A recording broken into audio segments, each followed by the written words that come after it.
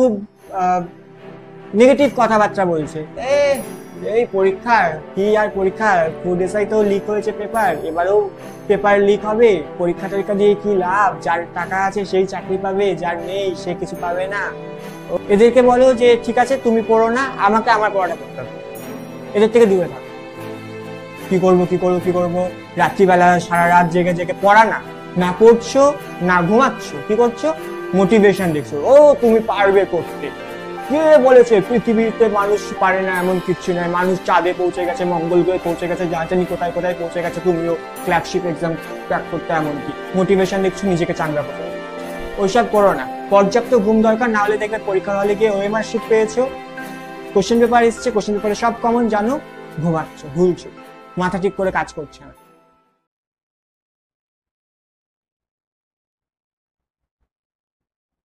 Hello guys, তোমাদের WBPSC clerkship 2024-এর পরীক্ষা 16 এবং 17 নভেম্বর হবে। তার জন্য কারো একদিন বাকি, তো কারো দুদিন বাকি। তো তোমাদের কত পরিমাণ মার্কস একটা টার্গেট করা উচিত, যে এবার সেফ স্কোর কত হবে, প্রিভিয়াস ইয়ারের যে কাট অফ গেছে তার উপর ভিত্তি করে এবার কত নম্বর টার্গেট করা উচিত, বা সেফ স্কোর কত করা উচিত, বা কত নম্বর এবার কাট অফ কত যেতে পারে, সেই নিয়ে একটা সার্বিক আলোচনা করবো। তাছাড়া এই যে যে কারো একদিন বাকি, কারো দুদিন বাকি পরীক্ষার, এই সময়টাতে কি করবে, কি করা উচিত, সে নিয়ে একটা সার্বিক আলোচনা আজকে করবো। তো ডাব্লিউবিপিএসসি 2024 ক্লার্কশিপের পরীক্ষা হবে কত তারিখ, 16 তারিখ এবং 17 তারিখ, তাই তো? টোটাল এবছর যে এই পরীক্ষাতে অ্যাপ্লাই করেছে, টোটাল অ্যাপ্লিকেন্টস এই বছর এই পরীক্ষা দিচ্ছে কতজন, এক্সাক্ট নাম্বার যদি বলি তাহলে যে ডেটা পাওয়া গেছে সেই অনুযায়ী এবার এই পরীক্ষাটা দিচ্ছে 7,14,413 জন টোটাল পরীক্ষা দিচ্ছে। যদিও এতজন কিন্তু পরীক্ষা দেবে না, অনেকের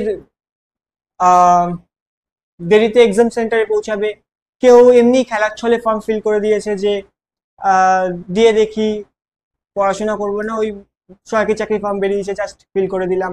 কারো আবার ফার্স্ট অ্যাটেম্প্ট হতে পারে, যে একবার একটা দিয়ে একটু এক্সপিরিয়েন্স করবে।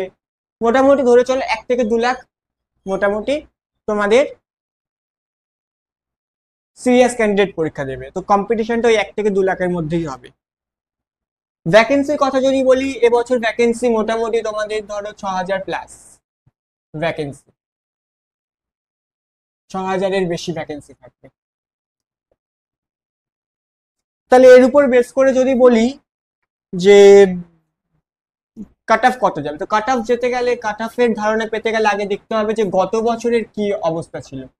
ক্লার্কশিপের যে পরীক্ষাটা হয়েছিল 2019 সালে, সেখানে কি অবস্থা ছিল, প্রিলিমিনারিতে কত কাট অফ গিয়েছিল, মেইনসে কত কাট অফ গিয়েছিল, সেটা আগে দেখতে হবে। ইউআর ক্যান্ডিডেট যারা আনরিজার্ভ, তাদের প্রিতে কাট অফ ছিল 65। ওবিসি এ যারা ছিল, ওবিসি এ, তাদের কাট অফ গিয়েছিল 43। আর ওবিসি বি যারা ছিল তাদের কাট অফ গিয়েছিল 56.33। এসসি ক্যান্ডিডেট যারা ছিল তাদের কাট অফ ছিল 48.67। একটা জেনারেল ধারণা নিচ্ছি, সকলের লিখলাম না যে পিডাব্লিউডি কত গেছে, এসটি কত গেছে, সব লিখলাম না, একটা জেনারেল ধারণা নিচ্ছি। ইউআরদের কাট অফ গেছিল 65 প্রিতে, মেইনসে সেই কাট অফটা বেড়ে হয়েছিল 137। ওবিসি এ প্রিতে কাট অফ ছিল 43। ফাইনাল রেজাল্ট, মেইনস বা এটাকে ফাইনাল রেজাল্ট বলা যায়, যে ফাইনাল সিলেকশনের জন্য যে কাট অফটা গিয়েছিল লাস্ট, ওবিসি এ ছিল 125, ওবিসি বি ছিল 130, আর এসসি দের কাট অফ গিয়েছিল 125। তো এই ছিল গতবারের রেজাল্টের সার্বিক কাট অফ। প্রিতে এই কাট অফ গিয়েছিল এবং মেইনসে বা ফাইনাল রেজাল্ট, ফাইনাল মেরিট তৈরি হয়েছিল এই কাট অফের উপর বেস করে। তাহলে এখানে দেখা যাচ্ছে যে একটা হিউজ গ্যাপ কিন্তু তৈরি হয়েছে। যেখানে 65 কাট অফ ছিল, সেটা ফাইনাল যেতে যেতে 137-এ পৌঁছে গেছে। তাহলে এখন কি করা উচিত, টার্গেট কত করা উচিত? যদি তোমরা অল্প 65 রেখে অল্প টার্গেট করো, ভ্যাকেন্সি যদিও এবার কম, 6000 প্লাস মাত্র ভ্যাকেন্সি রয়েছে, আগের বারের থেকে ভ্যাকেন্সি কমে গেছে। তো যদি এর উপর বেস করে টার্গেট করে যাও, সেট স্কোর এর উপর বেস করে ধরে যাও, তাহলে কিন্তু মেন্সে গিয়ে ফাইনাল রেজাল্টে গিয়ে দেখবে কিন্তু সমস্যা হয়ে গেছে। তাহলে আমি ইউআরদের ক্ষেত্রে যদি সেফ স্কোর বলি, ইউআরদের ক্ষেত্রে সেফ স্কোর হতে পারে 80+। 80+ টার্গেট কর, এটা safe. OBC A, OBC B, SC ST এরা তাদের মতো করে কাট অফ দেখে তাদের মতো করে 5-10 কম করে নেবে, হয়ে যাবে। এইটা যদি তোমরা টার্গেট করে যাও, এর মধ্যে যদি তোমরা থাকো, এই 80+ যদি তোমরা প্রিতে স্কোর করতে পারো, তাহলে তোমরা সেফ থাকবে, তোমাদের চিন্তার কিন্তু কোনো কারণ থাকবে না। এবার এইটা অ্যাচিভ করবো কি করে?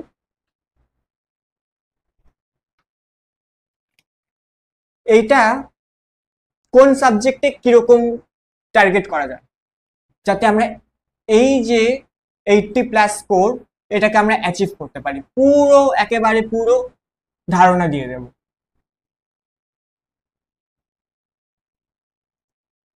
জিএস, ম্যাথ, ইংলিশ, এই তিনটেই সাবজেক্ট আছে, জিএস, ম্যাথ আর ইংলিশ।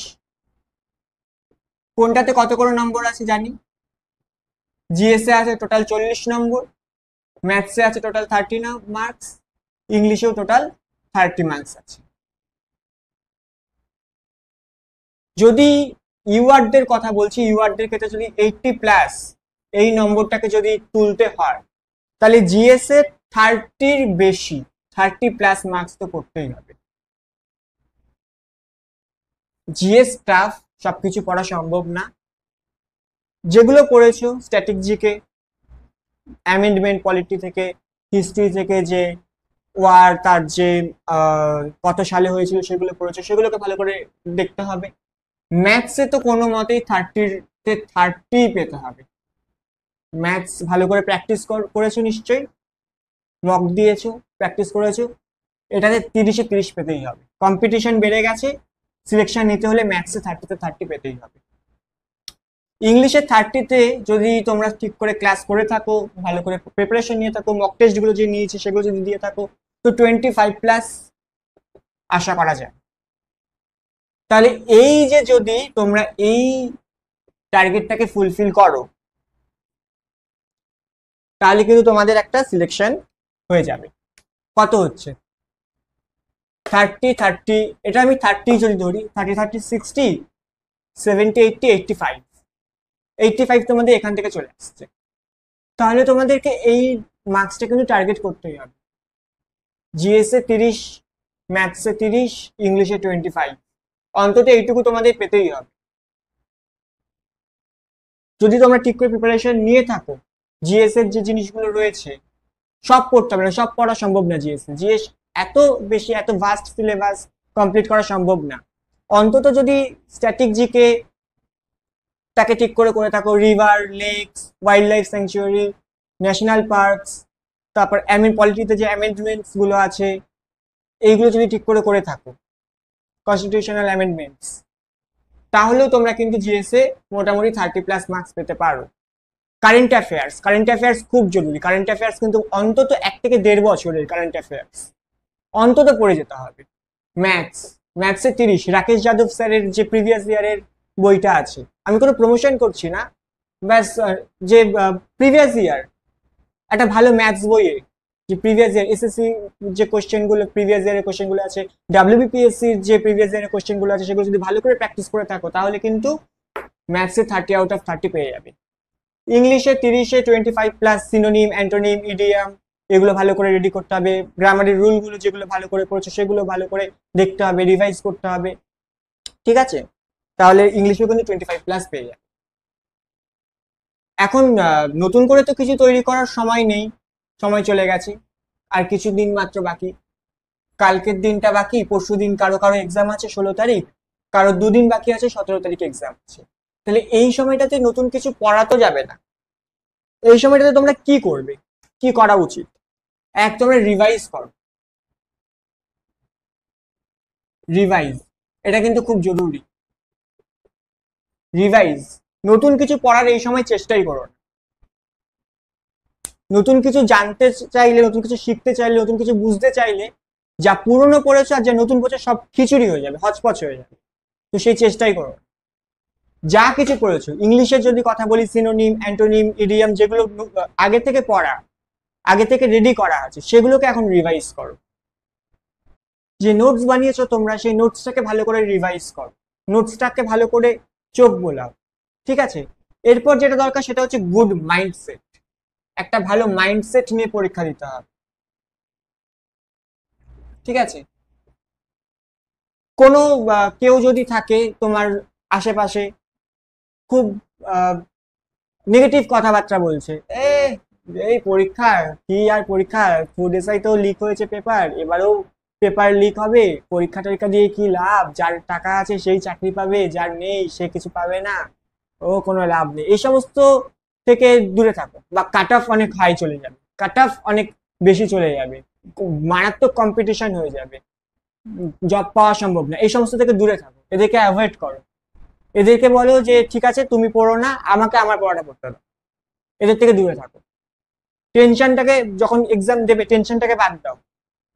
তুমি অনেকটা সময় পেয়েছো, তোমার বেস্ট দিয়ে প্রিপারেশন করেছো, এবার যা হওয়ার হবে।